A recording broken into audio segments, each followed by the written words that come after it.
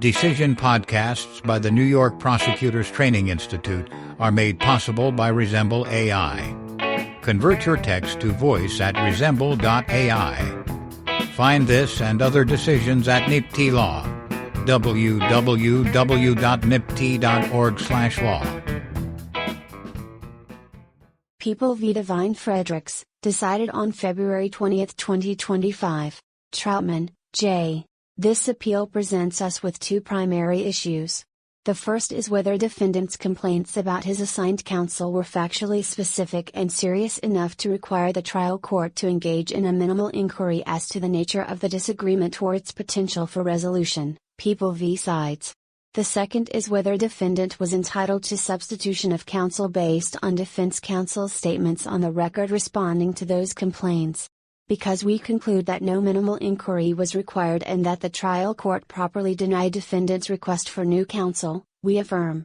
Defendant and a friend of his were riding in the back seat of a vehicle early one morning after a night of drinking. While still inside the car, defendant allegedly shot the front seat passenger in the back of the head and the driver in the chest and jaw. Defendant and his friend fled. The front seat passenger died from his injuries, but the driver survived.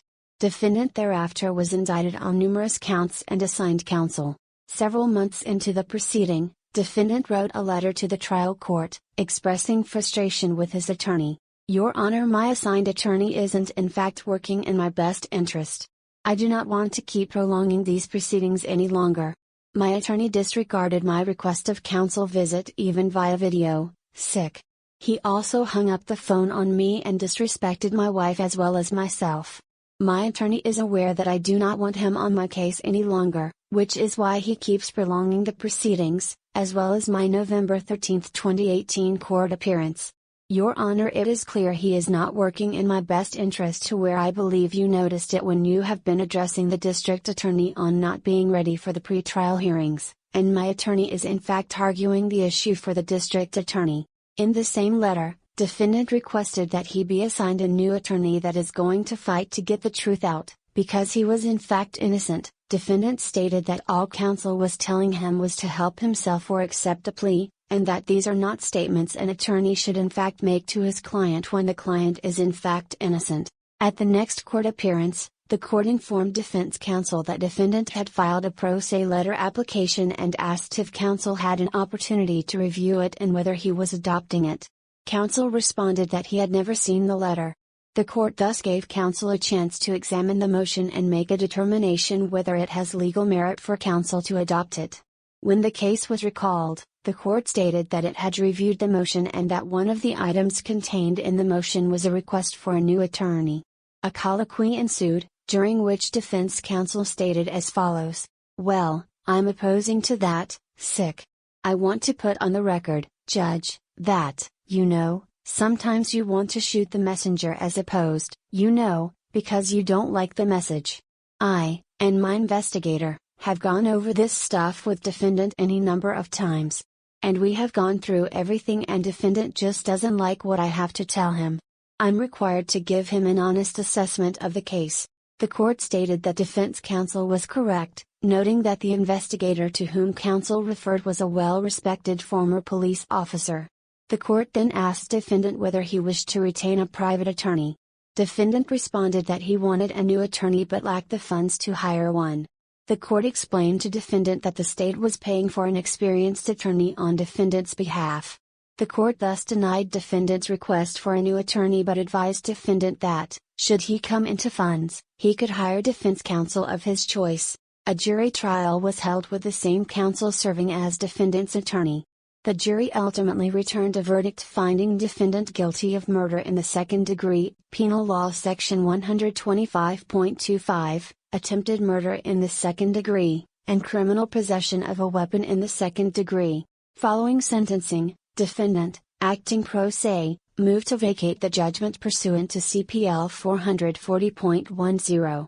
Defendant argued, among other things, that his trial counsel was ineffective for allegedly failing to prepare him for trial, failing to impeach the driver's testimony at trial, and failing to contact or call as a witness defendant's friend who had been riding with him in the backseat. The people opposed, observing that defendant's allegations regarding counsel's ineffectiveness were not supported by anything other than defendant's self-serving affidavit. Supreme Court denied defendant's motion without holding a hearing. The court observed that many of defendant's contentions concerning ineffective assistance of counsel were based on and contradicted by the record. To the extent defendant raised arguments that were not record-based, the court observed that defendant failed to provide, or explain his failure to provide, an affidavit substantiating the essential facts supporting his claim through sworn allegations by his trial counsel, CCPL 440.30, 1. Although the court acknowledged that an affidavit from counsel is not necessary where a defendant's claim is hostile and adverse to trial counsel, where the defendant sufficiently explains the absence of an affidavit, and where the defendant's allegations are corroborated by other parts of the record, the court concluded that there was nothing in the record or defendant's submissions corroborating his allegations regarding counsel. The appellate division affirmed both the judgment and the order. As relevant here, the appellate division held that the trial court providently exercised its discretion in denying defendant's request for new counsel and that defendant failed to proffer specific allegations of a seemingly serious request that would require the court to engage in a minimal inquiry, quoting People v. Portu. Additionally, the appellate division concluded that the court did not abuse its discretion in denying defendant's CPL 440.10 motion without conducting a hearing, acknowledging that defendant failed to obtain an affidavit from defense counsel or indicate that he unsuccessfully attempted to do so and, in any event, defendant failed to raise a factual dispute warranting a hearing. A judge of this court granted leave to appeal. Defendant contends that Supreme Court erred in denying his request for new counsel without conducting a minimal inquiry. We reject that contention. It is well settled that, under both the federal and New York state constitutions, an indigent defendant is guaranteed the right to counsel, see also People v. Medina. However, the right of an indigent criminal defendant to the services of a court-appointed lawyer does not encompass a right to appointment of successive lawyers at the defendant's option. People v. Washington, quoting sides, see People v. Sawyer. The right to assistance of counsel is not to be equated with a right to choice of assigned counsel. Rather, a defendant may be entitled to new counsel only upon showing good cause for a substitution, such as a conflict of interest or other reconcilable conflict with counsel. Washington, quoting sides, see Medina. While a court has a duty to investigate complaints concerning counsel, this is far from suggesting that an indigent defendant's request that a court assign new counsel is to be granted casually. Portu, quoting Sawyer. The decision to substitute counsel remains within the discretion and responsibility of the trial judge, quoting Medina, and the trial court's obligation to consider a motion to substitute counsel arises only where the defendant makes a seemingly serious request. Sides. Thus, where the defendant comes forth with specific factual allegations of serious complaints about counsel, Portu, quoting Medina, see People v. Smith, the trial court must conduct at least a minimal inquiry, and discern meritorious complaints from disingenuous applications by inquiring as to the nature of the disagreement or its potential for resolution. Portu, quoting sides. In considering what types of complaints trigger the minimal inquiry requirement, we held in sides that statements made by the defendant and defense counsel, suggesting a serious possibility of irreconcilable conflict and a complete breakdown of communication and lack of trust in the relationship, gave rise to the trial court's duty to conduct a minimal inquiry as to the nature of the conflict. Conversely, in Portu, we held that no minimal inquiry was required where the defendant filled out a pro se motion form requesting new counsel by circling 3 pre-printed grounds for substitution, and the assigned counsel merely indicated his belief that defendant's motion was based on frustration. Against this backdrop, defendant argues that the complaints contained in his letter were factually specific and serious enough to require a minimal inquiry. He points to his accusations that defense counsel was not working in his best interest, disregarded his request to visit, even via video, hung up on him, disrespected him and his wife, was prolonging the proceedings, and told him to accept a plea even though he was in fact innocent. Contrary to defendant's contention, these statements did not constitute specific factual allegations of serious complaints about counsel, quoting Medina. Defendant's assertions that counsel was not working in his best interest, was prolonging the proceedings, and was advising him to take a plea were too general and conclusory to require a minimal inquiry. There are simply no facts elucidating these allegations that would have signaled to the trial court that a serious conflict emerged between defendant and his counsel. Defendant's remaining complaints similarly were not sufficiently specific and serious. The seriousness of defendant's allegation that counsel failed to visit him was undermined by other statements in the letter, which clearly indicated that counsel and his private investigator were communicating with defendant. Moreover, defendant failed to explain how defense counsel allegedly disrespected him and his wife. Nor did he provide any context regarding defense counsel allegedly hanging up on him. For instance, it is entirely unclear whether defense counsel intentionally or inadvertently hung up on defendant or whether defense counsel simply hung up because the conversation had ended. In this respect, defendant's complaints are akin to the pre-printed allegations circled by the defendant in Porto. They lacked sufficient elaboration to signal to the trial court that the complaints were serious enough to warrant minimal inquiry. We thus disagree with the dissents and defendant's attempt to equate the facts of this case to the serious possibility of irreconcilable conflict present in sides. In our view, the trial court was entitled to review defendant's letter in its entirety and glean from its substance and tone that defendant's complaints merely reflected his dissatisfaction with counsel's advice rather than a complete breakdown of communication and trust warranting a minimal inquiry. In any event, the court conducted a minimal inquiry when, in response to defendant's letter, it inquired further into the purported issues between defendant and counsel. Contrary to the dissent's assessment that the trial court failed to discern whether defendant's complaints were meritorious, the court considered defendant's letter and counsel's in-court explanation together, which provided it sufficient information to understand the nature of the disagreement, sides, and conclude that there was not a genuine conflict or that any conflict was reconcilable.